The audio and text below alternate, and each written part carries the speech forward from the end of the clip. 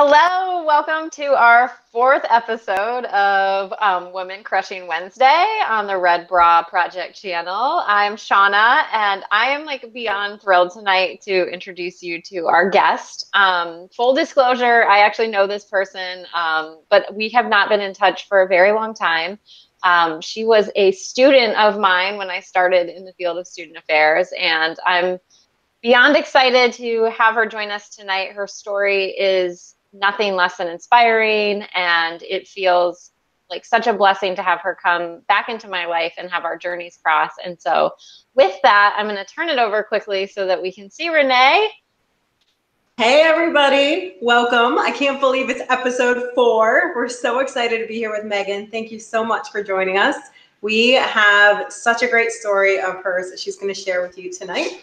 And let's get this party started. And yes, I am coming to you live from the laundry room. So anything can happen. And here she is. She popped up for a second. I'm talking now, so she's probably disappeared. But I'm going to turn it over to her just for a second. So I'm going to have Megan introduce herself. Hello, everybody. I thank you guys both for having me tonight. I'm super excited to be here and to share my story with everybody. So thank you again for having me. We are beyond, like I said, thrilled that you're here. So as I said, Megan was a student of mine, and through normal social media, I followed her that way. I was excited to see that she got into the same field as me, and just that was the career path that she had taken. But it wasn't until this summer, Megan, that you did that photo shoot where you looked absolutely stunning and gorgeous for the Babe Festival, that I saw your story about your battle with Lyme disease and your struggle with your health. And so from those posts, I was like, I need to reach out to her because I'm inspired just by this journey that I didn't even know you were kind of silently struggling until that post. So it definitely, like I said to you both earlier, I was diagnosed back in high school. I went through a knee injury that it just kind of spiraled out of control, didn't really know what happened. Ended up being water on the knee, and I tested positive for Lyme. And then I never really had any problems with it up until last year when I was just super depressed. Things that I usually take my stress out on, like the gym or dancing or, literally anything physical, I couldn't do. And I remember calling my mom just in absolute tears because I had to quit a dance class that I was in the middle of and just sit down and wait for my friend to finish. And we just kind of silently snuck out together. And CrossFit workouts, which I live for in the mornings, and I couldn't lift anywhere near what I used to. Seeing a chiropractor twice a week at the time, and I feel like literally my life was upside down and just not what I was used to. So, can I jump in really quick right there? I can just ask a question about when you were discovering what was going on. How did you find out right away, or was that process kind of long, or how was that? So it was actually initially kind of long in the sense that I didn't take any action to kind of figure out what was going on. I knew that my joints were hurting. I knew that I had felt this before, and I thought that it might have been Lyme. I had the flu in the middle of August, which people just don't get, and I was down for probably 5 days. Luckily, my roommate, who I was watching, she took really good care of me, all the Powerade, all the, just the fluids and really taking care of yourself that way. And then, like I said, there were things that I was trying to do at work that just are so routine that I would almost forget how to do them, or not so much them, but the process of, like conduct and, trying to navigate just simple things that we should know because we've done it so routinely. And I struggled remembering things like that. And so it was like, you know what, there's obviously something going on. Let's make that doctor's appointment. And sure enough, it was Lyme. So. Wow. That's so scary, and I can't imagine what you were going through. So can you talk to us a little bit about how you fought back, what your treatment was, and how you got to where you are today? Yep. So last March, I think it was, when we found out, I did a round of doxycycline, which is pretty normal. It was 15 days. It's 2 tablets of, whatever the dosage is to kind of help kick it out of your system. And not that it ever leaves your system, but it helps you gain control of whatever. I'm not even entirely sure, and that sounds really bad. And then 3 months later, I still felt just as bad, and it's, you know, it's time to take control. And that's, you know, when the breakdowns were happening over workouts and stuff like that. And I called my mom, and she said, oh, well, you know, Kelly Osbourne just went through this, and she wrote a book, and, you know, you should pick it up and read it. And so that's when her and I both started doing kind of our own research. We had talked about finding doctors who specialized in Lyme. That way I knew base numbers, because you're always going to test positive after you have it. So it's hard to tell when it spikes back up unless you're very attuned to your own body. And a lot of people treat it like autoimmune. And so eating clean and, you know, pulling certain foods out of your diet are definitely the way to go. And a couple months ago, I had done that, and I feel so much better, even though the last, I don't know, 3 haven't been as good, and my body is definitely paying for it. But, you know, I just did the half marathon. So in giving my body what it needs in terms of more carbs when it, you know, doesn't really like those kinds of things. So just really listening to my knees, especially because they're the first ones to tell me what's up. Yeah, So you kind of jumped in and did your own research based on your symptoms and where you wanted to go and what you were diagnosed with the help and support of your mom, but you just kind of tried to figure it out on your own. Right. Go ahead. I don't know that I feel like it reached a level that, like, should I feel as I did a year ago, I would definitely reach out to doctors and kind of get a better sense of how to control things. But if I could take smaller steps, especially things that I can afford to do, you know, I'm going to take those steps first before we reach those levels of the higher doctors and whatnot. So. Absolutely, for sure. And so going from when you were first diagnosed to now and discovering clean eating and fitness and things, during that period, did things calm down? They were relatively quiet for a while? Yeah, they were definitely quiet. I stopped seeing the chiropractor. I left for vacation in December, so Christmas onward, and I haven't gone back, and, you know, I haven't really felt the need to. I'm back up to lifting what I was lifting before, and I mean, that in my own little powerhouse self feels awesome. But that's really how I can tell is just literally getting out of bed and putting my gym clothes on. Is if I have to lean over because my back can't take it, or you know, my knees are just, nope, Meg, not today, then all right, it's time to go back. Let's cut down the sugar. Let's cut down on, you know, things that I've been feeding myself and go back to clean. And I feel so much better when I do that. So. Yeah, that was my next question, was when you say clean eating, what does that mean? Just as far as for you, what works for you? For me, so I am definitely an 80-20. I love my glass of wine at the end of the day. And I love my donuts. And so I try to everything in moderation. I do a lot of the ground turkey with the taco seasoning. That's one of my favorites, with a vegetable, sometimes a rice, sometimes not. I do a shake in the morning, and then I try to eat, you know, the same thing with a protein, veggie, carb for dinner. Usually some sort of cashew or something like that for snack, but, you know, try to stay away from all the sugary kind of stuff. So I can't imagine what it felt like to just kind of lose your normal functions. Like, hearing you say you don't know how to do your job that you've been doing for multiple years must have, you know, really put some fear in you of what was going on. And, you know, in prep work for the show, I think we're very similar, that, you know, it sounds like you might lead your life with some fear a lot of times. So how did you push through that? And how did you get to, you know, focusing on reading that book that your mom suggested or working with her?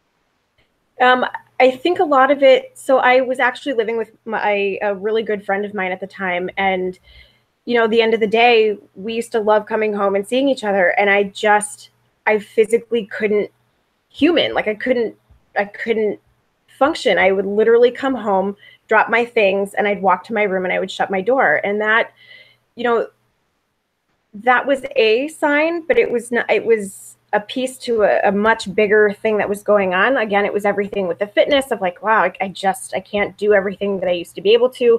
But I think it's when my personal relationships were taking a toll because of my overall attitude at the time that I couldn't kick. Like I felt like almost like a monster trapped in my own head of, you want to be social, you want to do these things, but you really I didn't have it in me.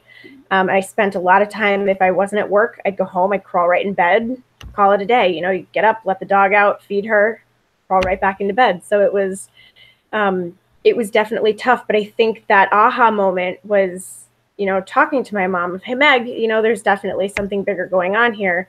And just the reality that I was pushing a lot of people away of, okay, there's definitely something going on here. So let's change that.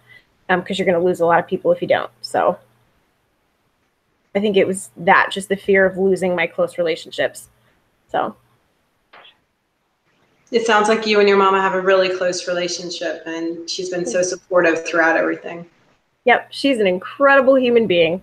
My mother, she is the epitome of Superwoman, Wonder Woman, everybody. So.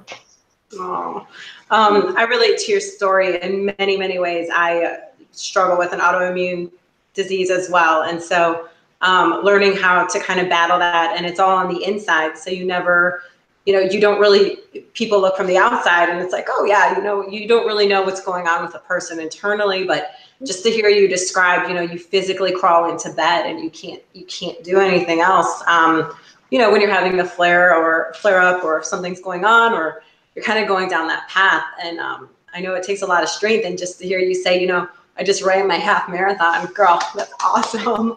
But also that you built your strength back up from feeling like you literally couldn't do anything. You were completely depleted, which it throws your body off because you've always been able to go and pick up something or lift or work out or do whatever. And then all of a sudden you can't do it. Yep. You're like, I physically can't push myself to do this. And I need to make my body better and listen to it. But you really do learn to listen to your body, which is an incredible thing. Mm-hmm.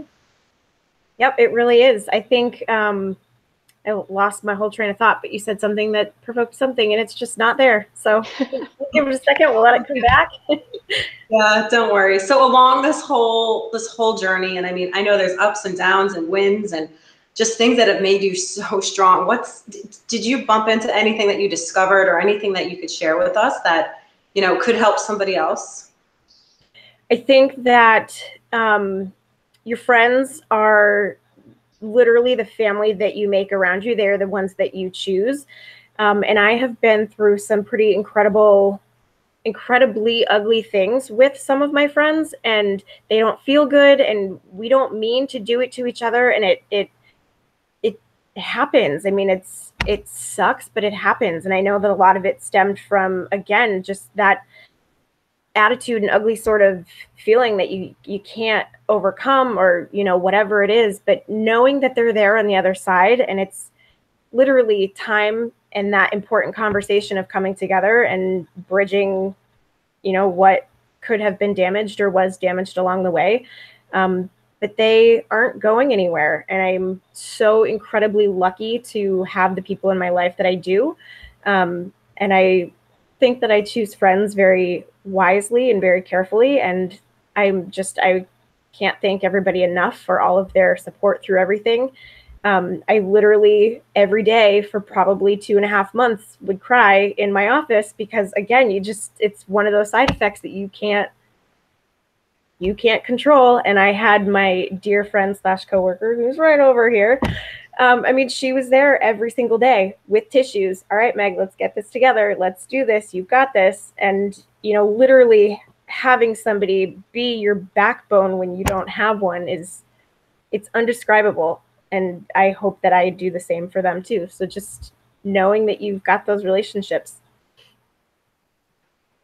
It's funny because, as we prep for the show, something that we're going to ask all of our guests, and we have asked, is, what is your red bra moment? What is that moment where you wore that cape and you really didn't think that you have had that yet? And so I just want to say you have more than had that. You have faced, adversity, and you ran a half marathon and all of these challenges. And I mean, I think it is those people, your mom, your off-camera friend here, who surround you and lift you up. But I think that, you are, I remember reading the Babe Festival when they were like, she left there and didn't even realize what a badass she was. And I was like, yes, that's Meghan. It is. I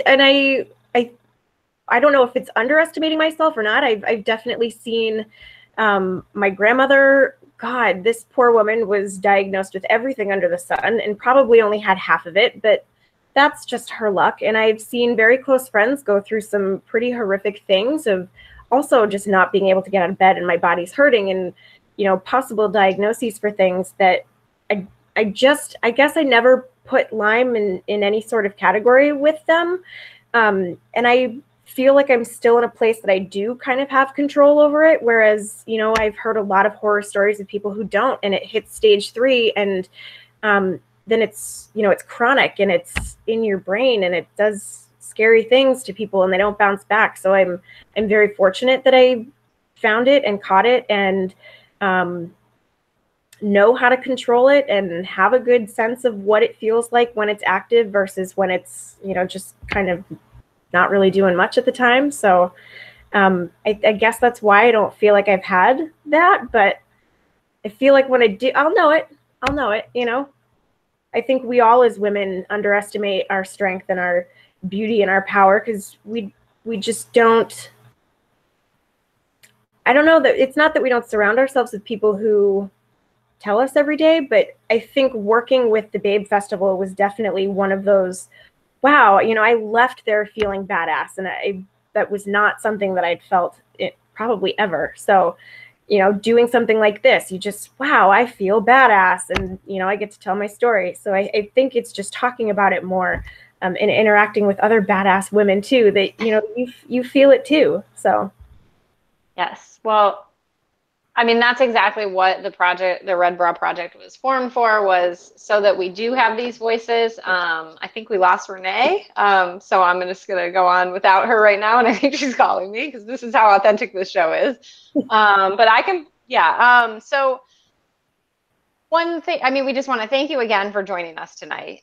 You are incredible. You are just, I hope you see what we all see very soon, because I think you have a lot to offer. So we thank you again for being with us tonight. Thank you so much for having me. This was truly, truly awesome. I'm so glad you were able to do it. For all of our followers, and if you have anybody that you want to recommend Meghan, all of our links are on our Instagram page. You can click the follow button here. You can subscribe, all the random YouTube things with the bell and the buttons. But we like to end every show with a quote. And, I easily could have been like, she's small but mighty, because I think that suits you well. But the one that I found for you, I think it's just really fitting. And she was unstoppable, not because she did not have failures or doubts, but because she continued despite them. And so we hope to continue to watch your journey. We hope that you continue to follow the Red Bra Project. And if there's anything we can do to help you along the way, we are here for you. And so excited that you were one of our very first guests. Thank you so much. Again, I look forward to everything that you all are doing. I know that I definitely have a couple of friends in mind that would be perfect and right up your alley. So I will definitely pass them along.